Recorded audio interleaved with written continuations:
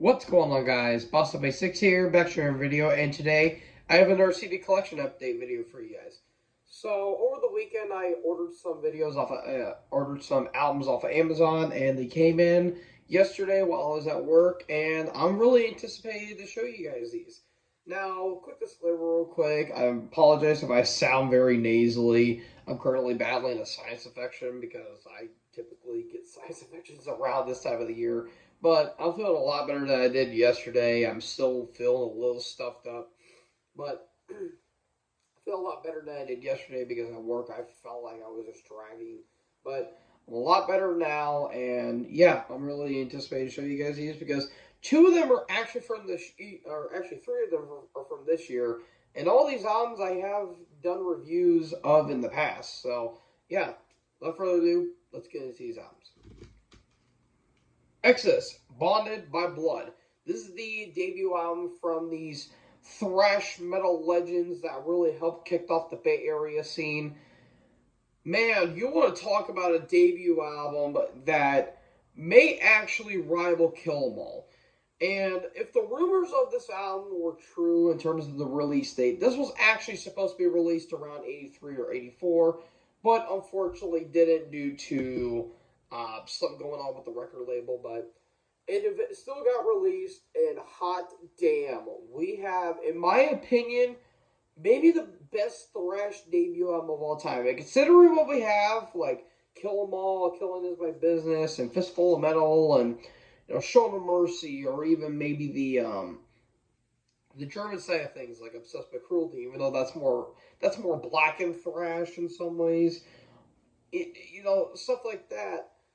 We have one of the best, in my opinion, because this album is just hostile from start to finish, and just amazing, amazing, amazing stuff. The one, unfortunately, only album to feature the great Paul Bailoff on vocals, not Bostaph. Bostaph would actually be in the band, but not later on.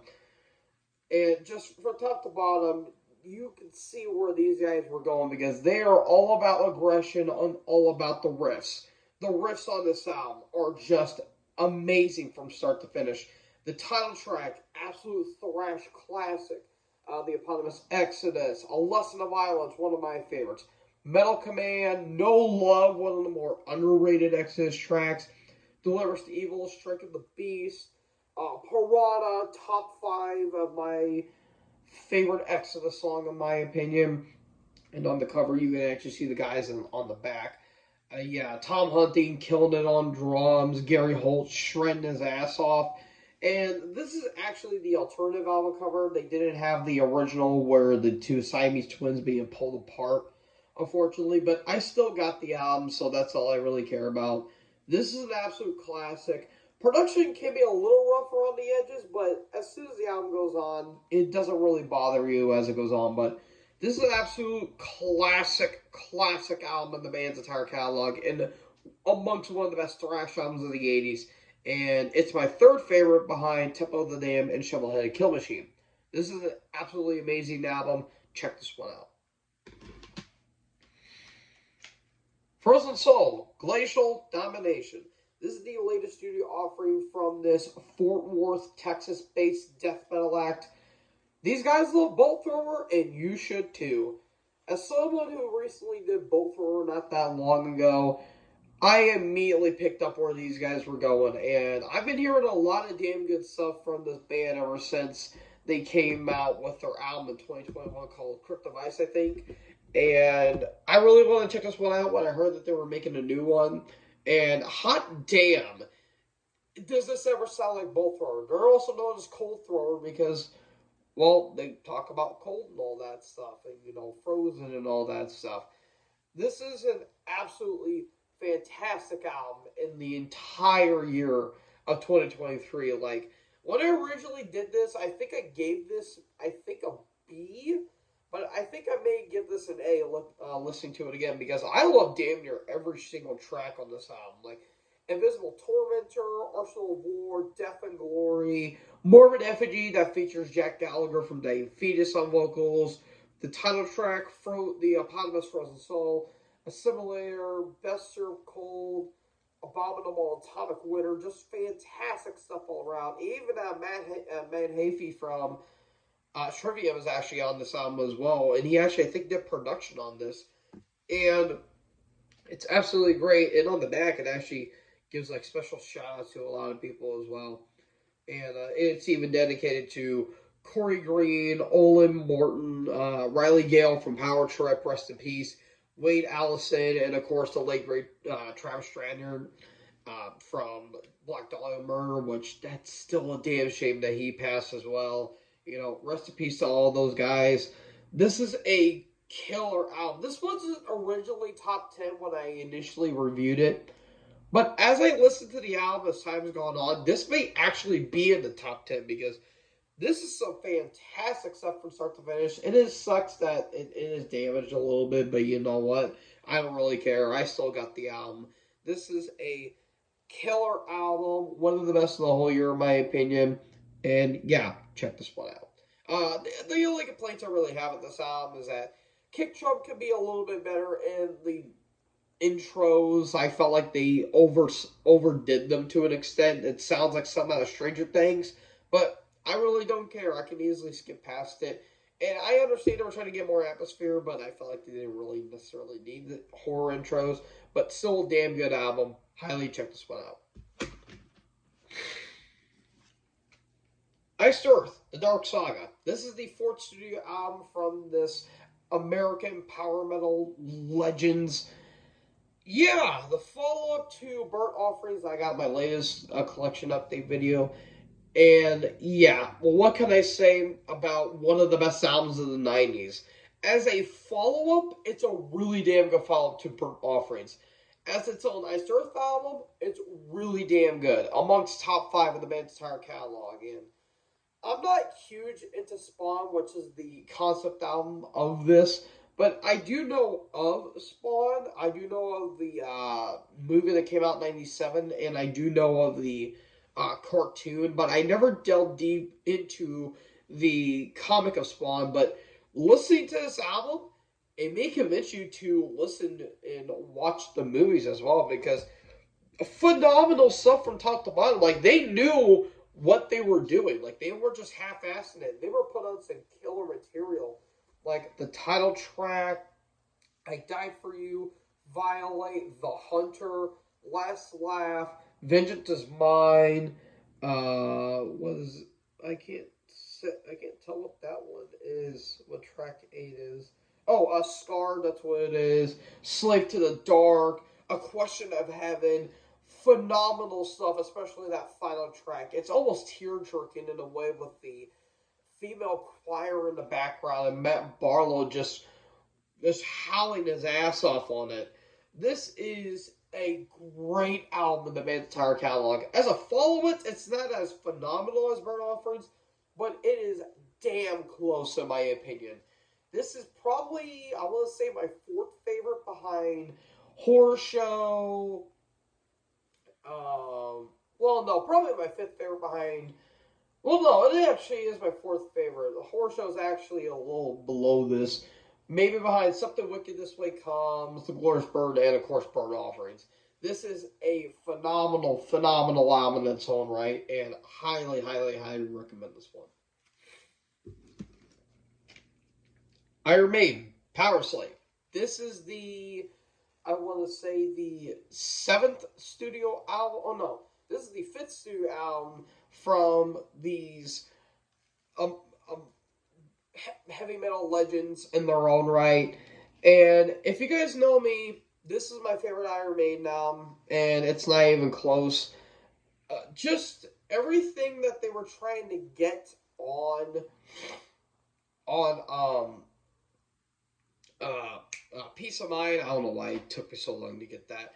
They got it right with this album, and this album, in my opinion, it did not get topped. Even though Somewhere in Time was really damn close, and I really love Fear in the Dark, they captured that epic vibe they were going for and made it amazing on this album. And I really love the album artwork. Like, I'd argue it's the best of their entire catalog, but damn, is this album ever so good.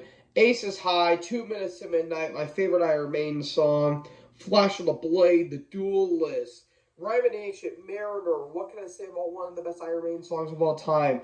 The title track. This is just amazing from top to bottom. Just absolutely amazing. And even the inside of the look at that. Look at that. That looks beautiful right there with the band over a giant ass tomb. That is just amazing stuff right there.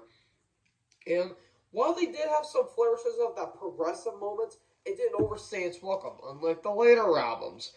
And it actually works to an extent because, again, it didn't overstay their welcome and it didn't feel overbearing and it didn't rely too much on it. This is just a killer album, one of my favorite albums of all time. And yeah, this is an amazing album. Check this one out. Immortal, War Against All. This is the latest studio offering from these Norwegian black metal legends, and I realized that, going through my collection CD, I realized I didn't put enough about Gore, but I don't really care. It's whatever. Nobody's going to nitpick me for it. This is one of the better albums of 2023. Like, when I first heard it, I thought it was just a solid offering from a very consistent band. But as time has gone on, I've grown to appreciate it a little bit more. The first album the second album with Demonaz on vocals. I think he does the entire album in its entirety because Horror's no longer in the band and it's just Demonaz now, and Abath ain't coming back anytime soon. This is amazing stuff right here. Even though I think Northern Chaos Gods is a little bit better than this, I think this is a more than worthy follow-up to Northern Chaos Gods. And just amazing stuff from top to bottom, like title track, Thunders of Darkness, War God, Norlander, just one of the best instrumentals in the band's entire catalog. Immortal, Blashwick, My Throne. This is great stuff all around. I really love how epic this album is. This feels like an epic snowy journey through like a mountain or something like that. And I mean, if you guys have followed the band and their entire catalog, that's basically all what they talk about. But from top to bottom, killer stuff. Sorry, there's still a little bit of the packaging on here, but there you go. I got it. Yay. But anyways, this is an awesome album. I really dig it. It may be top 20 of the year. Not quite top 15 and not top 10 in my opinion, but really damn good stuff. And one of the best black metal albums of the year in my personal opinion. So yeah, check this one out. Judas Priest, Defenders of the Faith. This is the, I want to say their 9th studio album, their 9th or 10th studio album that came out in 1984, and this is actually the remaster version. And if you guys can see it on the slip there, I actually got the R, and I almost have Judas Priest, but I have a few more albums I have to get. I think I have to get Point of Entry, Scream for Vengeance, Turbo, and Ram It Down. Even though I do have a Ram It Down, I don't have the actual remaster for it. But yeah, Defenders of the Faith. This is the follow-up to Scream for Vengeance, and while I do think it is a bit weaker than Scream for Vengeance, this is almost, if not better, than Scream for Vengeance because the production got a little more like big and a little more bombastic on this album, and this is just amazing stuff. Like, I'd say the first 5 tracks are just absolutely amazing. Like, the first half is absolutely killer. Like, Free Will, Burning, Jawbreaker, Rock Hard Ride Free, The Sentinel, one of the best. Love Bites, one of my favorite Priest songs. Side B starts good and then ends with a complete flop. Like, Eat Me Alive is absolutely awesome. It was featured on the top 15, the top Filthy 15, I think it was, with the PMRC and all that stuff. And it kind of reminds me a lot of Nightcrawler, especially in like the tempo and all that stuff. Some Heads Are Gonna Roll is really damn good. Then the last 3 tracks, that comes out heavy duty in the title track. Complete duds, in my opinion. Like, the last track's a freaking instrumental, for Christ's sake. Like, It could have been the opening and then lead into Free Will Burning, in my personal opinion. Kind of like how they did with the Helena into Electric Eye. And the bonus track, Turn Off Your Light, I didn't really care for. And yeah, it's just not a really good track. But I do like this little passes that they did with the Metallium. Rising from Darkness, or Hell Hath No Mercy, and the screams of vengeance echo on forever. Only those who keep the faith shall escape the wrath of the Metallium, master of all metal. That's really damn good right there. And that album cover is absolutely awesome. Yeah, really damn good, even though I do like True for Vengeance a little bit more than this. And Ricky, aka Horror Master, if you're watching this, you're welcome, buddy. I got your favorite Priest album. So, phenomenal album, it's alright, but I do think there are a few more albums better than this, but still really damn good. Check this one out. And finally, I have Suffocation, Hymns from the Apocrypha. This is the latest new offering from this New York death metal act, though they were pioneers of technical and especially brutal death metal, and other bands like recently Nile would incorporate that stuff, Pyrexia and Gorphelia will bring up that as well. The first album, well, actually, technically, the second album of the Ricky Myers era for Suffocation, as Frank Bolt is no longer in the band since he's retired. Holy shit. This may be my favorite brutal death metal album of the year, besides Dying Fetus Make Them Beg for Death. Like, Jesus H. Tip Dancing Christ, is this sound brutal. Like, Ricky is just going insane on this record.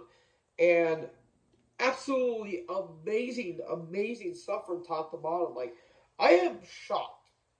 Because going into this album, I'm like, okay, how's Ricky going to do on this album? And more importantly, how's the production going to be? Because production of The Dark Light was very overproduced. It was just too polished for Suffocation. They brought back the grit on this album, and that's the big thing I really love.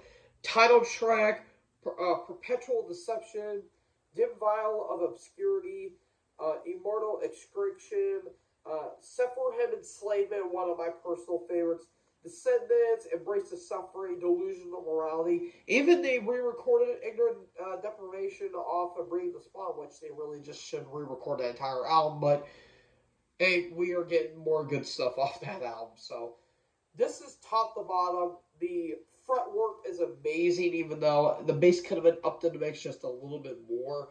Terrence is putting on phenomenal leads still to this day, and the drumming is fucking incredible from start to finish. I am in awe at how amazing this album is, and they're even thinking bands like Aborted, Asphyx, At the Gates, Body Count. They even think them. The Chronic Wasteland, which is Dallas Toller Wade's band now after he left Nile. Which, if you want to know more information, check out my Nile retrospective. Exodus. Just a lot of damn good bands that they really think, and yeah, one can really blame them. So yeah, this is one of the best albums of the year. It's top 10 in my personal opinion, and just killer stuff. Check this one out.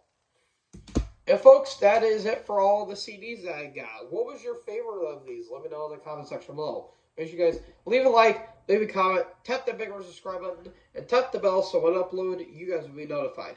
Thank you so much for watching this video. Most importantly, join the herd. Talk in the next video. Peace out.